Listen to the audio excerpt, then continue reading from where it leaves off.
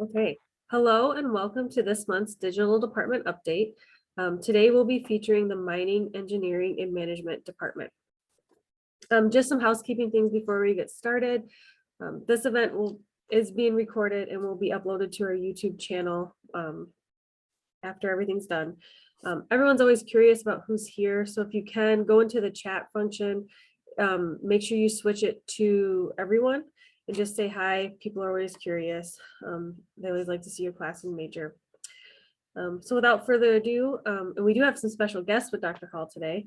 So please welcome Department Head Dr. Robert Hall and students from the mining and mucking team and mine rescue. Thanks, Sarah. Thanks everyone for taking the time to attend and get caught up on what's going on in the department. I give you a brief outline here. So the students are going to go first, and if you have questions, I guess the chat is a mechanism, and just put them. I've got it up on my screen, and I'm sure Sarah does. We'll kind of answer them. Dr. Hall, you might want to put it in present mode. Oh, it's not in present mode? No, that way it makes it a little bit bigger. There we go. Okay, there you go.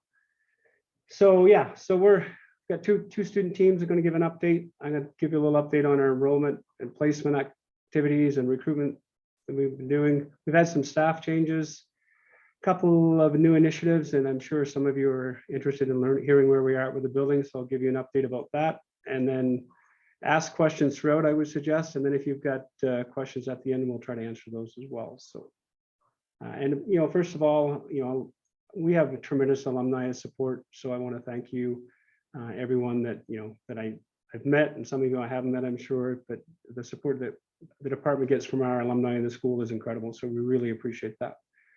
And then I'm going to turn it over to Neil.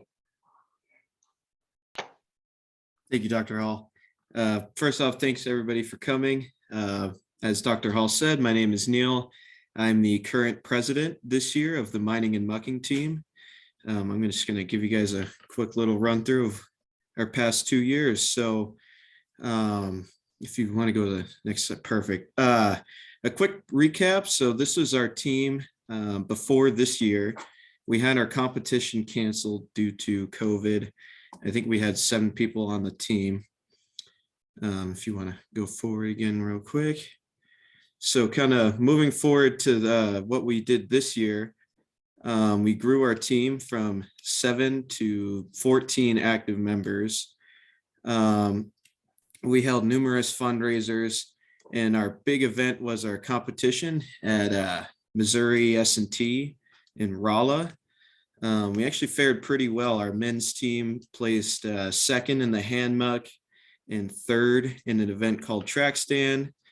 And our co-ed team placed third in surveying, third in sweet sawing, and second in single jack drilling. And I think that put both teams at 4th place overall. I want to say there was 20 different schools there from all over the world, one in England and the other in Australia. So it was a really fun event. We're a relatively new team. So it was a lot of fun and definitely an eye-opener for everybody. Kind of looking forward into the next season. We have our elections coming up. Yeah, so here are some pictures that from our competition in Missouri, along with our 2 advisors, Dr. Ivy Allard and one of our other advisors, Stan Allard. So yeah, so looking forward to next season. We have elections coming up this Saturday, so we're going to get a fresh new batch of officers and such, kind of implementing some new roles on the team, trying to expand out as many leadership roles as possible. And the big one is we have a competition in Kalgoorlie, Australia next year. So yeah, have a couple goals up on the screen. The big one that we have to get through is fundraising. I'm assuming it's not cheap. So that's kind of what we're looking forward to in the coming year. That's all I have. Thank you all. And looking forward to talk to you guys tomorrow. Thank you. Any questions for Neil? If not, we'll roll right into Alec with the mine rescue update. Hi guys, my name's Alec. I'm the president and the captain of the South Dakota School of Mines Mine Rescue Team. And just a quick update for what we've done this last year. Dr. Hall, if you want to go to the next one. All right, so that looks like it's missing some text on it, but we attended the Montana Tech Mine Rescue Contest in this last fall.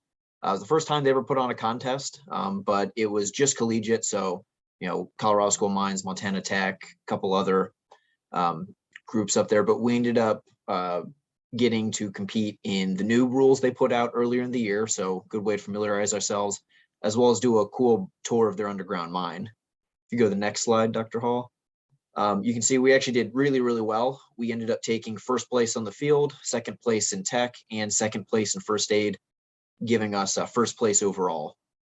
So we had a really good outing, and it was a pretty good experience for the team. If you go to the next one, we also did a large number of kind of bigger hands-on practices across on campus as well as at the Otho mine.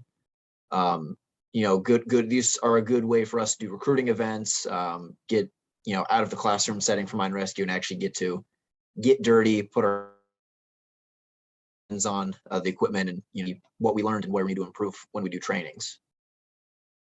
If you go to the next slide, please. And then we do each year a contest. COVID still canceled the Winnemucca contest for mine rescue. So we did what we decided to call Rock Spring Break, where we spent spring break in Rock Springs, Wyoming, doing tours with some of the mines in the area, Genesis, Jenner, which has been changed to Gigi Jam. And then, you know, putting on a mock competition where, you know, set up some field problems and some scenarios and run through it as a team so that way we can keep using our equipment, keep training as if we were to go to a contest. That was a lot of fun. And that's what I have for the mine rescue team update. Thank you guys. And if you have any questions, let me know.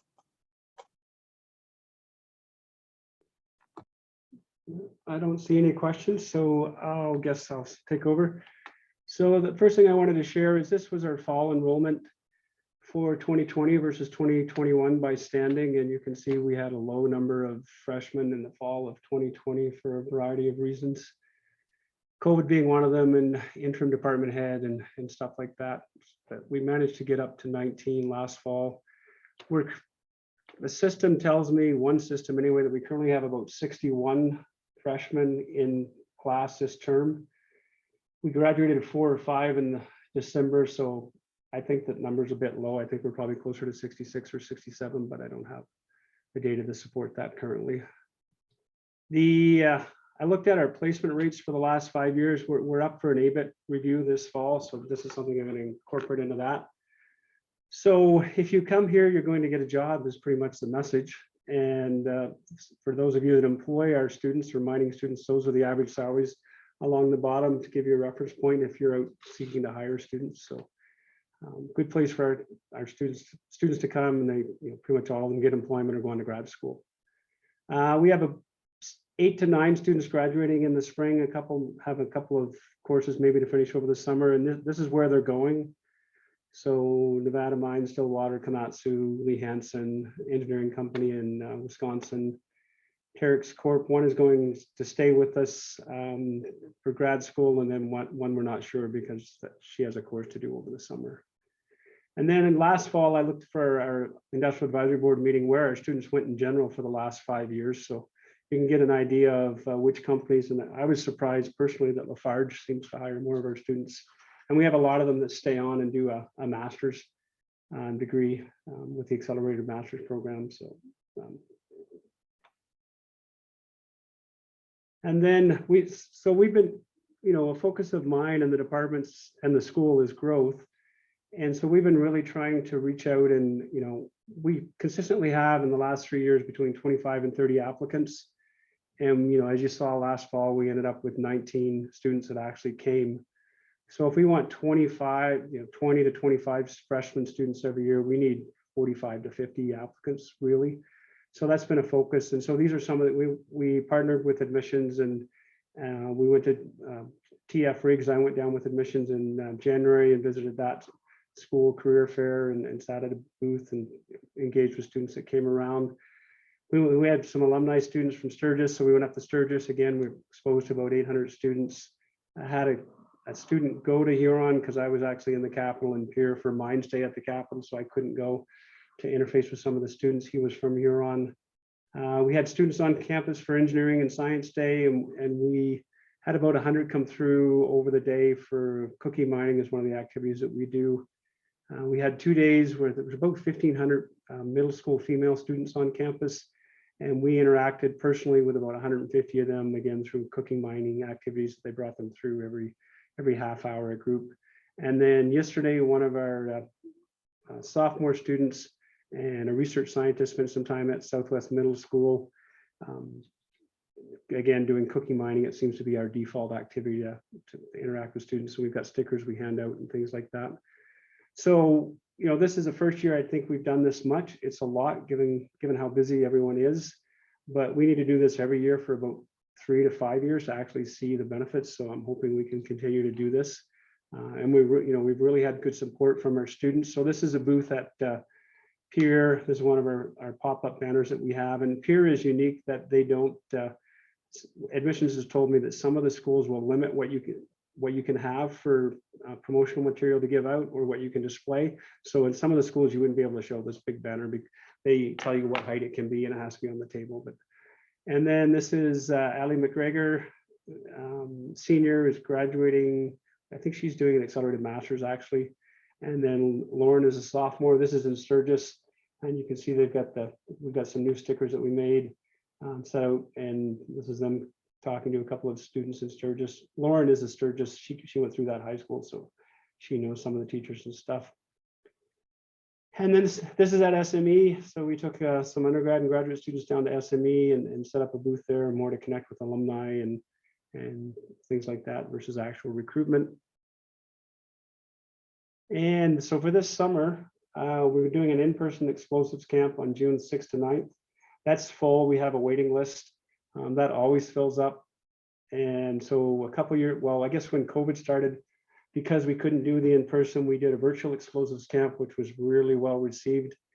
Then last year we did both, one virtual explosive and one in person. And this year we're doing 2 virtual camps and 1 in person, and those are the dates. And you know, currently we don't charge for our camps. They're free. Some people on campus charge for them. And we may make the virtual camp a prerequisite to the in-person camp to try to get continuity of contact with some of these students. We have some on-campus events that happen on an annual basis. So Go to Mines, where 60 to 80 students with their families will come onto campus, do like a career fair, set up for a half an hour, 45 minutes in Surbec, and then they go off and do tours for the departments that they're respectively interested in. Some staff changes. Well, so those of you that are mining or geological students, you probably knew or know Cindy. She retired in December of 2021. We hired Jennifer Perro to replace her, and it's been going really well. She's a good fit with the team. We just recently hired Petra Bredberg, who is supporting the Office for Professional Education, which I'll talk about in a minute, and then the Cat Lab MineStar Consortium research activities that we've had going on for about a year now. And it's a multi-year commitment from Caterpillar for open pit and underground mining research. Tom Leonard, our IT person, is retiring in June, but he's got some vacation, so he'll be done May 6th, I believe is his last day. We're advertising that position probably next week and hope to have somebody in place before Tom leaves office, obviously. And then we've advertised for a rock mechanics position. Those of you who know Dr. Roberts, I took his place, and I'm not a rock mechanics person. So Sid Peng and his wife Felicia, who's no longer with us, she passed away last year, but they gave us an endowment with the caveat that they wanted us to hire a rock mechanics person. The university agreed, and we're pretty much done with that search. We've got a verbal offer accepted. They're going through the background check, and then the person's currently living in Germany, but he's Australian citizen. So then we have to do the visa process, which I'm told was pretty straightforward. So that person should be here in the fall. So Office for Professional Development, so this came out of about 5 or 6 years ago before I came on board. Caterpillar had a competition amongst several universities in the US on training their non-mining engineers and non-mining people about mining. We were successful in winning that. Part of the reason that we won that competition was that we're taking some of the money that that comes in from that program, and we're using it to support scholarships for freshman students. So currently right now, if a freshman student comes in with a 3.0 or above, they get $3,000 for 2 years from that program, and it's called the CAT scholarship. They have to maintain a 3.0 to keep it.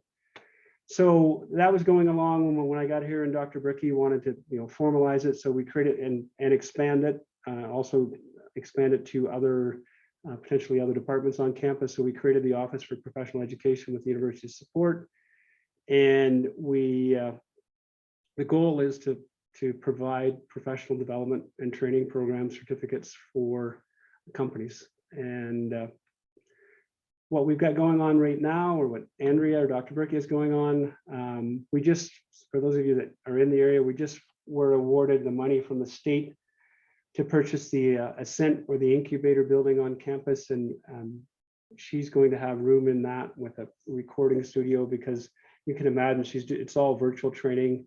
And for those of you that remember the MI building, the walls are pretty thin, so it's pretty hard to come across, when you're presenting over Zoom like this and not be interrupted by the train going by or things like that. So, and Petra, the new Bredberg, is a new person that just started this week actually, and she's going to be administrative support for the Office for Professional Education and the CAT Lab. And probably as both of those grow, we'll need an admin person for each one, I suspect. Andrea is currently working on developing an on-demand surface mining and underground hard rock course. She's given a couple of those already. For fall 22, for the CAT program, we have 120 people that are going to be participating in the mining practitioner program from Caterpillar. And then they're also going to have there's 50 available in that, which will be separate from what we do for CAT for industry participants. And then in the spring of 2023, we figure there's going to be over 60 more coming in from CAT, and then another 50 slots. So it's and the value of this, in addition to the scholarships, is it brings revenue into the university and into the school, and it also gets us a lot larger exposure, because we're teaching people from around the world in this for Caterpillar, and we anticipate we'll be doing that for other companies. So John and Jean Hall several years ago made a donation for the Hall professorship, and I won't go through all the bullets on this. If you have questions after, I can connect you with Mark Bowen. But basically, Mark Bowen, a lecturer in the department, or instructor in the department, saw the need to try to get the South Dakota Mining Association going again. So he applied for this professorship and was successful in getting it. And that, the bylaws and the agreements for that organization are written. It's now called the South Dakota Minerals Industry Association. There's a lot of interest in some of the local mining companies and the quarrying companies on being involved with that. Even some of the companies that are exploring, like Dakota Territories, Agnico Eagle, and F3 Gold in the hills. So that will launch in the next couple of months, and have a kickoff meeting, develop a board of directors, and then kind of move on from there. So that it's one of the things that we've been doing, fairly active on. So the other one I'm sure a lot of you are interested in, and there's been lots of rumors floating around, maybe you may or may not have heard. The building location has changed. The original, when we had 50% drawings done here in the early in the new year, we went out for bid, and we were 12 million over the original cost estimate. So then the architects and facilities and the construction company, Skull Construction, had to get together and figure out, how could we still get a building. We were actively fundraising, but trying to raise another 12 on top of 12. And the school won't let us go ahead without building it if we don't have, something that's within the original budget initially. So and I guess before I should talk about the location, this video, it was created by a company called Converse Marketing, and they do a lot of work for Caterpillar and in the mining industry. And for any of you that were at SME at our alumni event, we showed it there. And it is a video to try to promote the building and fundraising for the building. So I'm just gonna let it play here for a minute or so.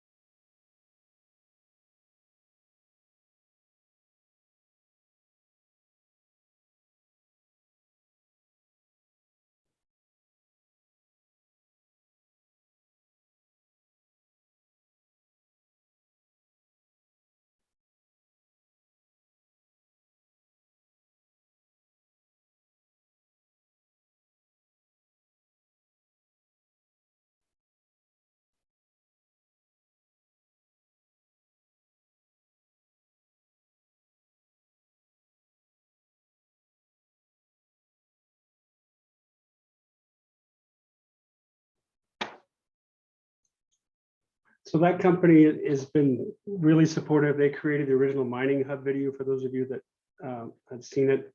And this video, and they're working on a recruitment video right now as well. So tremendous support from them. And so far it's all been pro bono.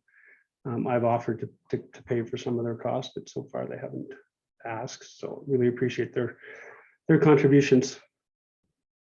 So where is the new building? Well, this is, if I'm correct, because I can't say I'm new on campus. I've been here a year. This is O'Hara. It's going to be at the top of the quad. The arch is still going to be where the arch is, but obviously the building, and this is the classroom building. This would be the chemical building, I guess. And the reason, this was originally considered the first time around, and there was some resistance in senior leadership. And then the cost of the old site, the site beside O'Hara in front of paleontology, there's a $2 million savings by moving it to this site. So that was the driver that led to this site. Oh, sorry, sir. I just saw you said there was no sound playing. Maybe we can send it out to people after. Okay. But you can hear me okay? Yeah, I can hear you just fine. Okay.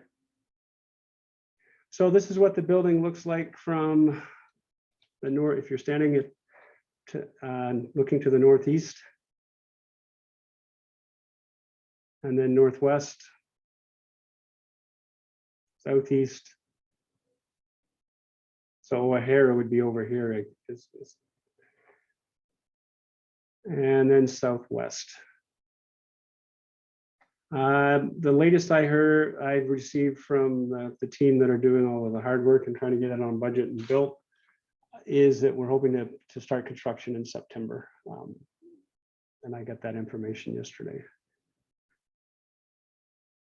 Any questions on the building, or you want to save your questions to the end? That's fine too. I've got maybe 5 more slides, I think. So I think I talked a little bit last year when I gave an update about the mining hub.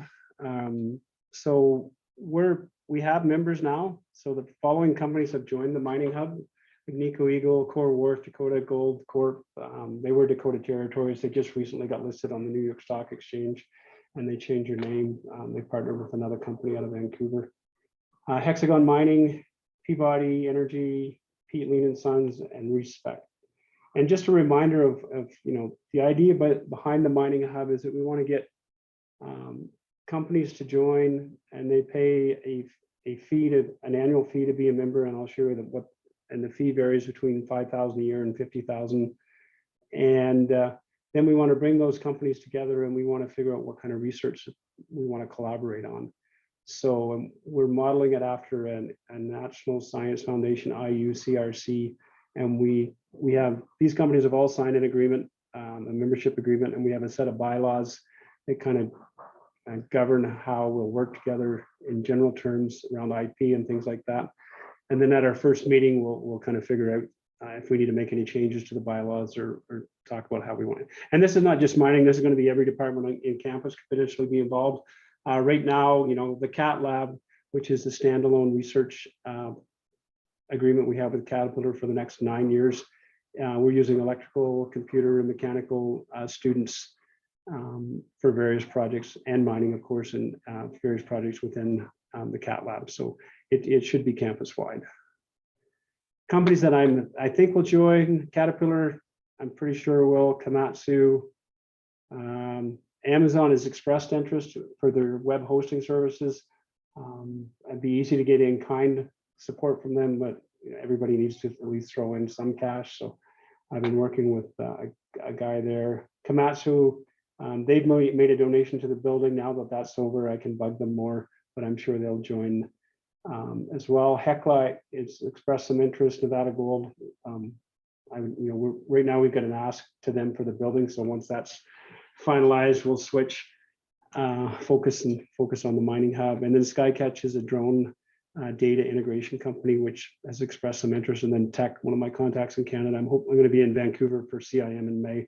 So I'm hoping I can get them involved as well. And then if anybody in the group knows a company or works for a company that thinks like it, that you feel like it would be good to contact, please reach out to me or Sarah, and I'll reach out to them. So the membership levels, 5, 10, 25, 50. And the idea behind this was we wanted to be able to allow small or large companies to participate, and each one to have the same influence. So these votes is for who gets on the board. Once they're on the board, each person has the same influence on how much research gets done, whether they're a $50,000 member or a $5,000 member. You do get a couple of offerings, one if you're at the gold, or 2 if you're at the platinum, from our the Office for Professional Education. So you get an option on 1 free course or 2 free participants in one of the courses that we offer if you come in at a higher level. And so far we have bronze, silver, and gold. We don't have any platinum members. So the next steps for the mining hub, hopefully a kickoff meeting, and it'll likely be June now since I haven't started organizing it. We want to get I think the fun part is going to be getting everyone in the room, because that's some of them are going to be competitors with each other. Some of them are going to be different mining companies or product suppliers, and just kind of figuring out where what we want to work on, and then get the first project, hopefully something that's low hanging fruit, so we can get a couple of wins to get some build our credibility and get more companies interested. Continue looking at members, develop some of our branding in terms of what do we want to use for the mining hub logo and things like that. And with that, I'm done. For those of you familiar with the area, this is my airplane. It's over on the railroad buttes or bluffs down by Farmingdale. I go out there and play on nice days, which there hasn't been any for about a week right now with the wind. So the existing MI building will be torn down. There's a question in the chat. And within the money, you may remember we got 19 million from the state spring of 2020 to build a new building. They also added $1 million for demolition of the existing building. Dr. Hall, we did have a question, Kevin, that did ask about what will the old building be used for, which I think you said will be torn down. And then will the new building be just for mining, or what else? So the old building will be torn down. I don't know if you can hear me or not. Yes, I can hear you. And then the new building is for mining, geological, and materials and metallurgical engineering. It'll be the atmospheric and earth sciences, which is currently in the MI building, will not be in the new building. And it'll be a mix of office space. There'll be I think it's a 65 or 75 person classroom.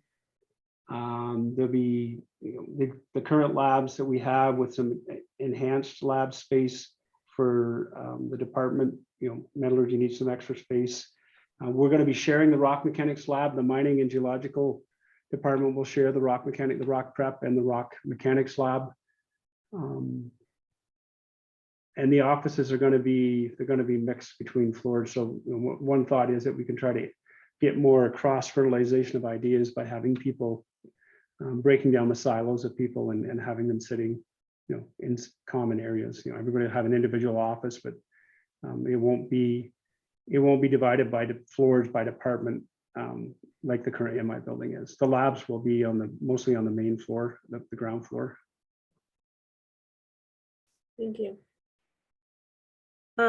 Yes, if there's any other questions, will the experiment station be moving with or going elsewhere? Is that EMES? Is that the experiment station? Yes. Yeah, it'll be going into the new building. Yeah. And they have some new equipment. Yep, Dr. Duke.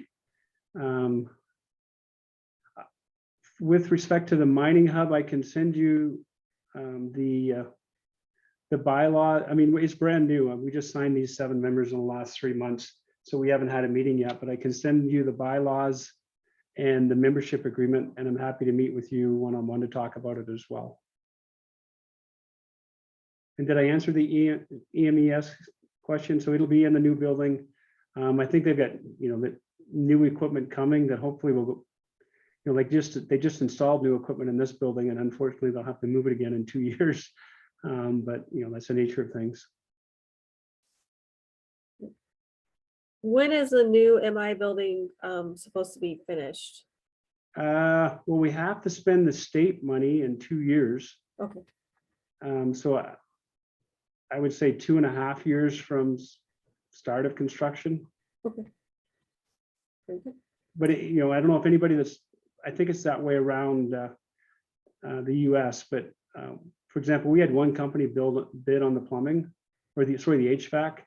Rapid City is booming from a construction perspective. So getting people, to give you a firm quote has been a challenge for the architects and this construction company. Graduate enrollment, I think we have probably 6 or 7 PhDs enrolled, 2 or 3 in-person masters, and then online masters. I don't know the number, but I'm going to guess between 10 and 15.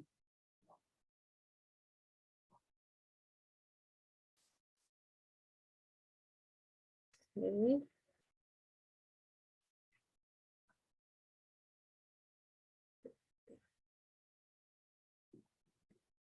If there's any, okay, making sure we got everything answered.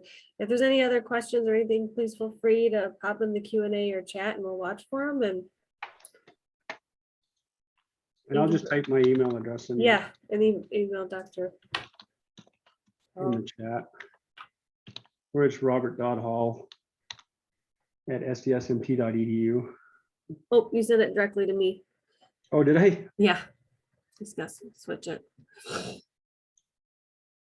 Thanks, Dave.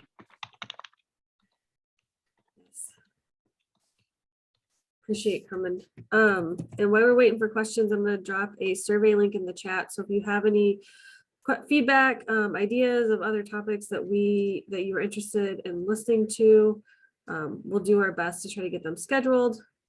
I know Dr. Hall is always open to listening to alumni or hearing your feedback or just chatting about anything. So I'm sure he'd love to connect with you. Oh, I sent it to you. You just sent it to me as well. Must be almost Friday, right? I think so. There you go. I dropped the survey in the chat, so I always appreciate your feedback. And I hope you all enjoyed the students. We did try to get a few on, and it's always good to hear from them.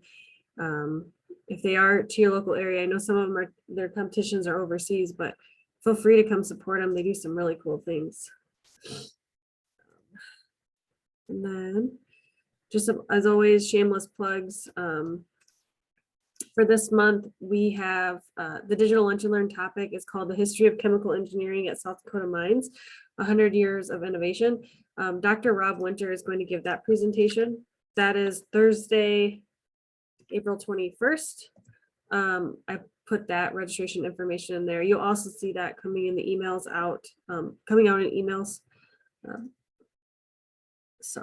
And then the next department update we are doing, we just combined departments, and if I say computer science, computer engineering, and electrical engineering. So they just became one. That was announced within the last couple of weeks. And we are going to be hearing from Dr. Magoo. He will be giving a department update, and I'm sure he'll talk more about the merger at this department update, and that is Thursday, May 5th. So it's really exciting.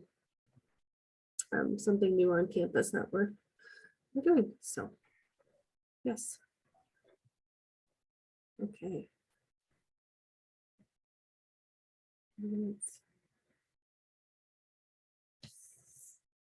Well, so we'll wrap things up just to be cognizant of everyone's time here. And again, if you have any questions, please feel free to email Dr. Hall. And if you have questions directly for the students, I'm sure he'd be happy to help connect you. As always, thank you for attending today's department update. This event has been recorded, and I'll get it uploaded to the YouTube channel after it's all said and done. So I really appreciate it, and everyone enjoy the rest of your week. Should be, hopefully it's not windy and it gets warmer wherever you're at. Thank you.